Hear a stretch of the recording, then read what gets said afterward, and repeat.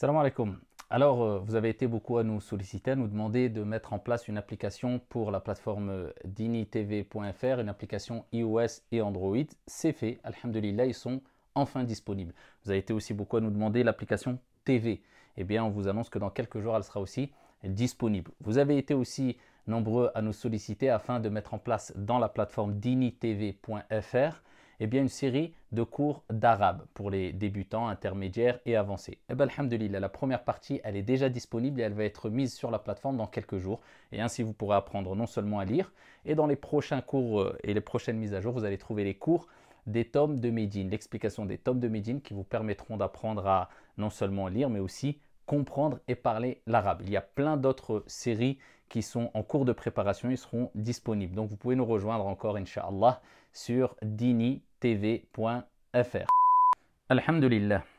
Mes honorables frères et sœurs, vous le savez toutes et tous que nous sommes dans une époque, dans une ère, surtout à travers les réseaux sociaux, où certaines personnes aiment dévoiler tout ce qu'ils ont, montrer au grand jour, ici étaler un peu leur vie et rappeler aux gens qu'ils sont heureux, ils sont riches, ils ont de belles maisons, ils ont de belles voitures, ils ont de grands projets et ils montrent tout et ils dévoilent tout avec quelquefois naïveté malheureusement, même concernant leurs projets qui n'ont pas encore abouti. Ensuite, ils se plaignent, ils s'étonnent parce que leurs projets n'aboutissent pas, parce que quelques jours après, ils se sentent malheureux ou alors les bienfaits par lesquels ils avaient été comblés eh bien, ont disparu parce qu'ils ont été quelque part un peu trop naïfs, si on veut. C'est l'excuse qu'on peut leur donner. En tout cas, il faut savoir que dévoiler tout ce qu'on a et montrer et rappeler aux gens que nous sommes les plus beaux, les plus riches, les plus heureux, et surtout à travers les réseaux sociaux, ce n'est pas une chose bonne à faire, surtout à notre époque. Et pourquoi pas? Alors que nous savons très bien que nous sommes entourés de personnes qui souvent ne nous veulent pas que du bien et souvent de personnes touchées par la jalousie. Alors je dis pourquoi nous sommes entourés par de personnes qui sont souvent touchées par la jalousie, parce que le sentiment de jalousie est quelque chose de naturel. C'est pour cela que certains savants, certains sages, certains hukama, des sages, disaient que eh bien, tout le monde a une part de jalousie en soi ou peut ressentir ce sentiment de jalousie en soi. Le principal et le plus important, c'est de ne pas extérioriser cette jalousie en causant du tort à ton prochain ou à celui que tu jalouses. C'est ça le plus important, mais c'est de laisser quelque part mourir cette jalousie en toi, en invoquant en faveur de la personne qui a été comblée d'un bienfait, et surtout ne jamais vouloir que le bienfait qui a touché la personne en face de toi disparaisse. Ça, c'est la pure jalousie, ça c'est mauvais. Donc, on sait qu'il y a des gens qui ont, voilà, ce sont des êtres humains, ils sont touchés par des sentiments naturels et entre autres la jalousie. Et il suffit qu'une personne ne contrôle pas cette jalousie, eh bien, se fait quelque part envahir par cette jalousie, mélangée avec une certaine haine pour qu'elle te cause du tort. Il y a plusieurs manières, en te calomniant, en voulant te faire du mal, même physiquement ou quelquefois. Et nous, en tant que croyants, on le reconnaît, hein, comme le prophète alayhi salatu wassalam a dit, Al-aynu haqq. Le mauvais œil est une vérité. Sans rentrer dans une psychose en nous disant à chaque fois qu'on fait quelque chose, je ne dois rien montrer, je dois même rester enfermé chez moi par crainte que quelqu'un me voie et me jalouse. Certaines personnes rentrent dans un excès à tel point qu'ils pensent qu'ils sont le centre du monde, tout le monde les jalouse, alors que ce n'est pas du tout le cas. Mais je parle de personnes qui exagèrent, d'en montrer tout ce qu'ils ont de bien. Et ça, je ne parle pas de personnes qui le font de manière ponctuelle, une fois de temps en temps, ou dans un cercle restreint, entre amis très proches, entre familles, dans un groupe WhatsApp. C'est vraiment... Non, je parle de gens qui en font carrément un métier. Toute la journée, ils dévoilent leur vie. Tout le temps, ils le montrent. Et quelquefois même, ils font part de projets qu'ils ont, alors que ces projets n'ont même pas abouti. Et ensuite, ils s'étonnent pourquoi ces projets n'aboutissent pas, pourquoi ils étaient comblés d'un bienfait, ce bienfait disparaît, mais tout simplement parce que tu n'as pas agi avec discrétion. Il faut agir avec un peu de discrétion si vous voulez que vos projets aboutissent. Si vous voulez être heureux, on n'a pas le choix, surtout à notre époque, dans le monde dans lequel on vit, où tout est dévoilé, tout est montré au grand jour, eh bien, il faut un peu de discrétion. C'est indispensable. C'est pour cela que le prophète, sallallahu alayhi wa sallam, il y a 14 siècles, qu'aurait dit le prophète, alayhi salatu wa sallam, s'il était à notre époque, avec, comme je vous ai dit précédemment, les réseaux sociaux, etc., etc. Eh bien, il y a 14 siècles, le prophète sallallahu alayhi wa sallam nous dit, comme il est relaté dans le récit prophétique rapporté par At-Tabarani et d'autres, il dit cherchez la réussite. Regardez, on cherche la réussite pas que dans ça, mais entre autres aussi dans ce que le prophète sallallahu alayhi wa sallam eh bien, va nous indiquer. Cherchez la réussite dans le fait de cacher vos projets. Subhanallah, alayhi salatu wassalam. Regardez les recommandations prophétiques. Dans le fait de cacher vos projets. Parce que toute personne comblée d'un bienfait, eh bien, aura une personne qui va le jalouser.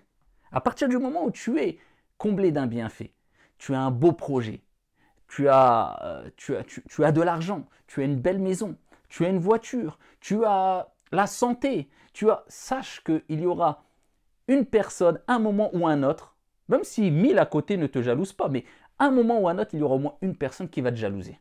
Donc c'est pour cela que, surtout avant que le projet n'aboutisse, eh bien c'est mieux de garder une certaine discrétion et de se confier, bien sûr, parce qu'on a besoin de se confier, mais qu'auprès de personnes, mais vraiment dignes de confiance, et quand il y a un intérêt de se confier, avec vraiment un cercle restreint. Cela est préférable. Alors, est-ce que cela veut dire que on ne doit, on ne doit plus vivre ou montrer ne serait-ce que l'once de bonheur, ou alors une petite partie de bienfaits que Dieu nous a donné, ou alors ne plus inviter personne chez nous, par crainte que quelqu'un nous jette un mauvais œil, ou alors nous jalouse, nous calomnie, ou nous fasse du mal, ou bien, non, pas du tout, loin de là. Au contraire, mais c'est simplement ce qui nous est demandé, c'est d'adopter un juste milieu. Regardez, dans un hadith, le prophète sallallahu alayhi wa sallam a dit à un compagnon qui s'appelait Malik al-Jushami radiyallahu anhu warda, qui lui me raconte, il dit, j'étais assis auprès du prophète sallallahu alayhi wa sallam avec des vêtements délabrés en lambeaux. Le prophète sallallahu alayhi wa sallam le regarde et il lui dit, est-ce que tu n'as pas d'argent? Il dit, si, j'ai de l'argent. Il dit, tu as des bienfaits, tu as des biens, il dit, bien sûr, j'ai plein de biens, j'ai ceci, j'ai cela, il rapporte qu'il a plein de biens et toutes sortes de biens. Il dit que les traces de ces bienfaits venant de Dieu soient visibles à travers ton apparence, soient visibles sur toi, qu'on les voit. Et c'est pour ça que dans un autre hadith, le prophète sallallahu alayhi wa sallam dit, Allah aime voir les traces de ses bienfaits sur son serviteur. C'est-à-dire, il lui dit, tu as de l'argent, montre que Dieu t'a gratifié, sois reconnaissant vis-à-vis de Dieu, en le montrant, en t'achetant des habits corrects. Et d'ailleurs, le prophète dit, Inna Allah jamil yuhibbul jamal, Allah est beau, et il aime tout ce qui est beau, il aime la beauté à notre Seigneur tabaraka wa ta'ala. Est-ce que ça veut dire qu'on doit mettre des vêtements en gaspillant énormément d'argent, ou alors pour rabaisser les gens, ou se sentir mieux que les gens? Non, ici, en restant modeste, mais avoir de beaux habits, selon tes capacités, pour rappeler que c'est des bienfaits que Dieu t'a donnés, c'est important aussi. Donc, est-ce qu'il nous est demandé de faire attention à tel point qu'on ne veut plus rien montrer comme bienfait que Dieu nous a octroyé? Non, mais un juste milieu. Et d'ailleurs, croire que l'islam appelle à la discrétion à tel point qu'on ne peut même plus profiter de l'argent ou d'une richesse quelconque, ou que ça soit interdit carrément d'être riche en islam, c'est une erreur. Pour ça que le prophète sallallahu alayhi wa sallam nous dit dans un récit prophétique authentique, il nous dit il y a 4 choses qui apportent le bonheur, qui sont des causes de bonheur dans la vie de l'être humain. Et il dit, alayhi salatu wassalam, parmi ces 4 choses, donc il dit az-zawjatu salihah, la femme vertueuse, il dit le bon voisin, le voisin vertueux, et il dit aussi la maison vaste, et aussi la bonne monture. Donc le fait d'avoir une belle monture, une bonne monture, c'est une source de bonheur, il n'y a pas de mal. Et le fait d'avoir une grande maison, même une belle maison, c'est une source de bonheur, il n'y a pas de mal. Mais la richesse doit être encadrée, elle doit avoir un cadre. C'est-à-dire que la première des conditions, il faut que la source de cette richesse soit licite. Et la deuxième des conditions, pour que cette richesse soit quelque chose de bien pour toi, une source de bonheur, il ne faut surtout pas que cette richesse te détourne de l'essentiel, à savoir l'amour de ton Seigneur, la relation avec ton Seigneur et la préparation pour l'au-delà. Tu as cette richesse entre les mains, mais elle n'est pas dans ton cœur à un point où elle te détourne du rappel de ton Seigneur tabaraka wa ta'ala. Et à ce moment-là, tu pourras dire que tu es riche matériellement, financièrement, et riche de cœur. Car combien de personnes pauvres et qui n'ont ni maison ni rien du tout sont pauvres aussi de cœur.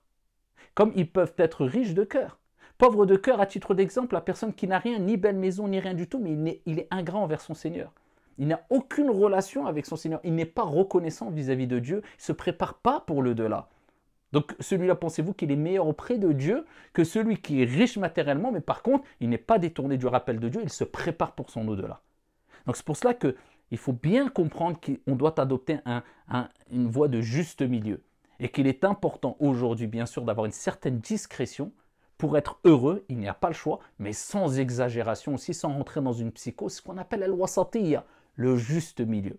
Qu'Allah subhanahu wa ta'ala, en tout cas, nous préserve des mauvais œils aussi, et de la méchanceté des envieux lorsqu'ils envient. C'est pour ça qu'il est important de toujours se prémunir, entre autres aussi, avec les invocations du soir et du matin, réciter tout le temps Surat al-Falaq, Surat al-Nas, Surat al-Ikhlas, 3 fois le matin et 3 fois le soir, extrêmement important, et de vivre toujours avec cet esprit qui est, je dois garder une certaine discrétion, sans exagération, mais je me prémunis, et cela est une source de bonheur. Wa barakallahu fina wa fikum, wassalamu alaikum wa rahmatullahi wa barakatuh.